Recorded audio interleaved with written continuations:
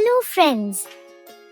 Have you ever thought why some object can easily lifted while some cannot?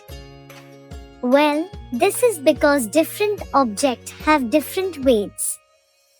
When we classify object based on their weight, we get heavy and light object. This car is heavy, while this cycle is light. Look at this tree.